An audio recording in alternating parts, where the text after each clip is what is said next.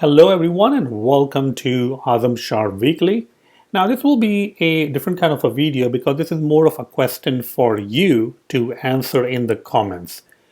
Yesterday, or a couple of days ago probably, or probably yesterday actually, I posted this question. What are your thoughts on this?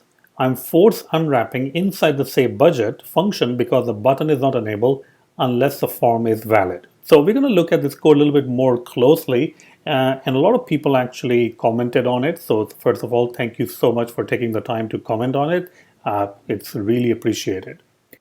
All right, everyone. So now let's go ahead and take a look at the question itself. All right. So this is a very simple budget application that I'm building, and we will be building this together during my live stream. If you're not enrolled in the live stream, it will be on YouTube on July 26, 2023 at 6:30 p.m. Central. So it's just coming up in a couple of days. So let's take a look at the question. So the question basically is very simple. I've created this form. It has a section, and the section does contain the name and the limit text field. Now, keep in mind that the limit is of type a double and it's optional. Now, you might say, why is it optional? Well, it's optional because I don't really want to provide a default value. That is one of the restrictions, one of the constraints, one of the requirements. Okay. So now if I go over here, the button over here, when you call this button and it's right over here, the button is initially disabled. The only way to enable the button is if the form is valid. So the button is currently disabled and the form is, because it is invalid, because I haven't really entered anything in the name text field, which is right here, and I haven't really entered a number in a limit text field. And that is the whole point of its form valid. As soon as I entered something over here, let's say if I entered A, B, C, and you can see already it's not really allowing me to enter. Welcome to SwiftUI and Xcode previews. Okay, so here we go. I'm going to run it on the actual simulator. I'm going to whatever. We're going to enter something. You can see that still the save button is disabled, and I'm going to go ahead and enter an actual number, and now it is enabled.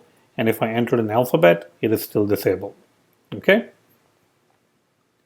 So the question becomes that inside the save function, which you can only call when the save button is actually clicked right over here, I am forcefully unwrapping the limit. All right, because the only way to get to a point where you call this function, and that's the only function that will be called from within the view itself. Nobody else will call this function. I don't have any plans of adding another button that is going to call that particular function. All right. So the only time this particular save budget function will be called is when you press on the save button. That's it. The only time the save button is pressable is when the form is valid. The only time the form is valid is if the limit is not null.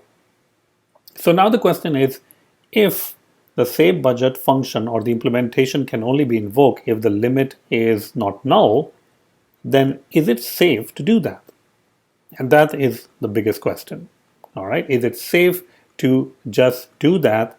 Because we know that the save budget right now, 6 months from now, 2 years from now, on our whole plan that we have created for this app, the save budget will not be called by anyone else.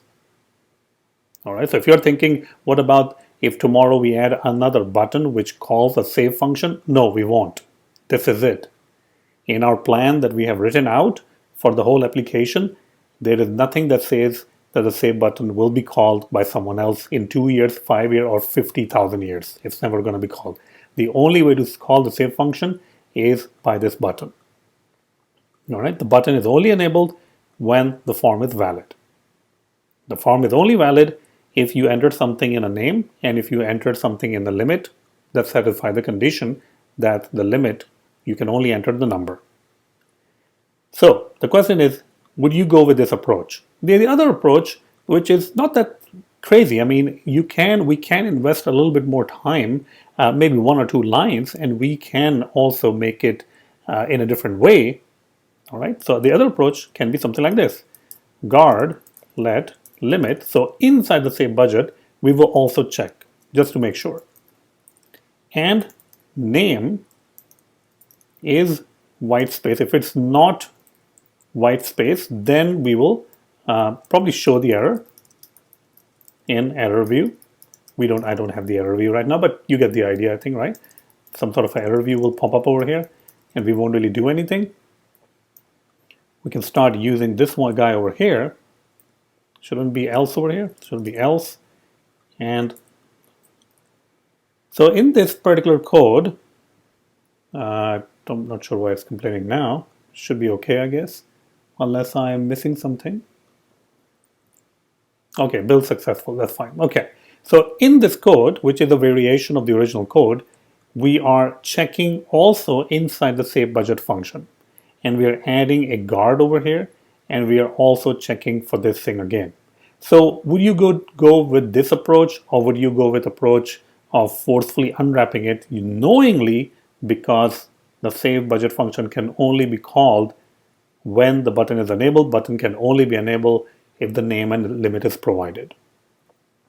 All right. And again, save budget will not be called anywhere. This is the only place it's going to be called. And no, if you're going to say, oh no, what about in 3 years from now you're going to call save budget? No, we're not going to call save budget from anywhere. In the whole thing that we have, all the tasks that we have that we need to do, none of them indicates that the save budget will be called from anywhere else besides this button. All right. So the question becomes, would you go with this approach, or would you go with the approach of forcefully unwrapping, which kind of is safe unwrapping because you're already checking for the if form valid. So this is the question. All right. Which approach would you go to? Write it in the comments. If you like this video and want to support my channel, then check out my courses on Udemy. I have a lot of different courses on Udemy, including the building real-time chat application using SwiftUI and Firebase, ChatGPT, augmented reality, MVVM design pattern, and V pattern, that's the one that I follow, reminders application clone, and I also publish an application for Swift data that I continuously update. So definitely check out those courses. Thank you so much.